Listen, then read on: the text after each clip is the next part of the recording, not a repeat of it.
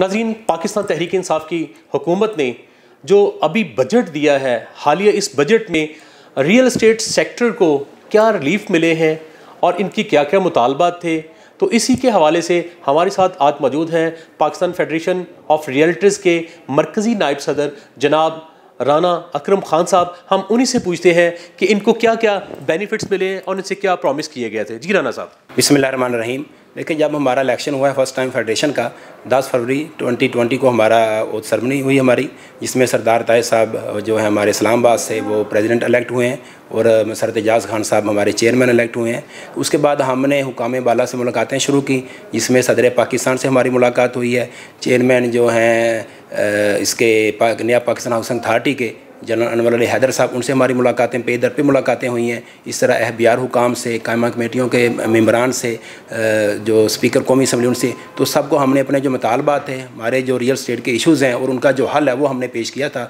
कुछ मुतालबात हमारे 3 अप्रैल जब प्राइम मिनिस्टर साहब ने लीफ पैकेज दिया कंस्ट्रक्शन का, उसमें मान लिए गए थे, कुछ अभी हमारे बजट में आ गए। इंशाल्लाह हम इसमें बहुत खुश हैं। वो मैं नंबर वाइज आपको बता सकता हूँ। सबसे बड़ा जो हमारा मुतालबा था कि जो प्रॉपर्टी की जब खरीदो फरोख्त होती है उसमें जो अखराजात हैं वो कम से कम किए जाएँ, ताकि ये ज़्यादा से ज़्यादा ट्रांजैक्शंस हों।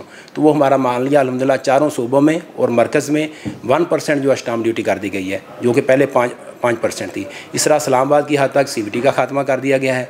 जो हम पे रियल स्टेट एजेंट पे एक टैक्स था, सेल टैक्स ऑन सर्विसेज, वो हमसे ख़त्म कर दिया गया है।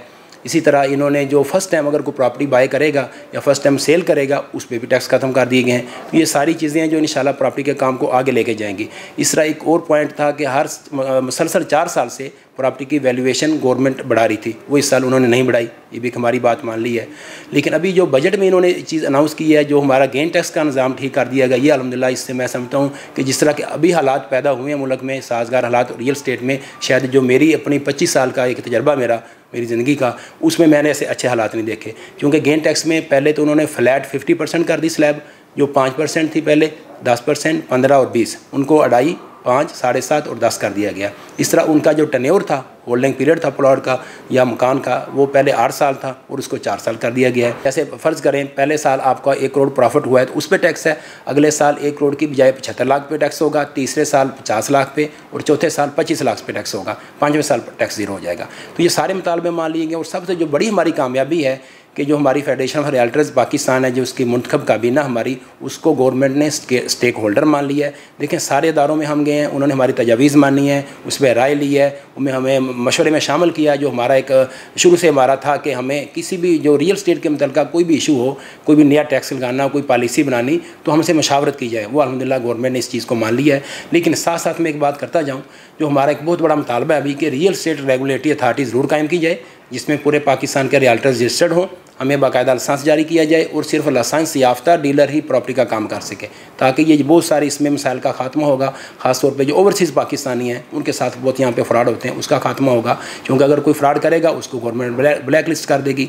इस तरह हमारी जो 2% कमीशन है उसका तहफ़्फ़ुज़ होगा, वो ट्रांसफ़र के टाइम उसका पे साथ होना चाहिए। तो ये हमारा मुतालबा है कि हमारी जो हमारी कारोबार है, हमारी जो तंजीम का एक मेन फोकस है वो ये कि हमारे काम को रेगुलराइज़ किया जाए। अच्छा राना साहब, अभी इतना हुकूमतों तो बड़ी फैसिलिटेट किया है, सीमेंट सरिये के हवाले से भी उन्होंने बड़ी छूटें दी हैं।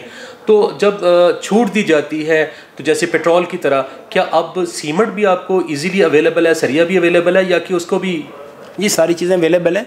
ये देखें, गवर्नमेंट जब पॉलिसी बना रही, मैं समझता हूँ जब गवर्नमेंट किसी चीज़ को जो स्टेट होती है खुद टेक ओवर कर लेना सर, खुद उसको फैसिलिटेट करना चाहे तो सारे काम आसान हो जाते हैं। क्योंकि नया पाकिस्तान हाउसिंग अथॉरिटी की जो चेयरमैन है जनरल अनवर अली हैदर साहब, हमारी उनसे काफ़ी मुलाकातें हैं, वो इस चीज़ को सारे को लेकर आगे चल रहे हैं, ताकि जो प्राइम मिनिस्टर का 50 लाख घरों का ख्वाब है और 1 करोड़ नौकरियों का ख्वाब है वो पूरा हो सके। इंशाल्लाह वो हर चीज़ का जो भी हाल है वो इसका पेश कर रहे हैं, इसमें को हमें प्रॉब्लम पेश नहीं आएगी। अच्छा राना साहब, आप फेडरेशन ऑफ रियल्टर्स पाकिस्तान के वाइस प्रेसिडेंट है मरकज़ी, तो अब क्या आप समझते हैं, आपकी क्या सोच है कि अब जब हुकूमत ने आपके तमाम मुतालबात तस्लीम कर लिए हैं तो फ्यूचर में आप रियल स्टेट सेक्टर को कैसे देखते हैं? सर इंशाल्लाह मेरा जो ख्याल है, अभी ये कोरोना के हालात ख़त्म हो जाएं तो इंशाल्लाह जो नेक्स्ट ईयर वो हमारा प्रॉपर्टी का साल होगा वो मैंने जैसे पहले अर्ज़ किया 25 साल में मैंने इतने अच्छे हालात रियल स्टेट के कभी नहीं देखे इन्वेस्टर्स के लिए जैसे अभी हैं।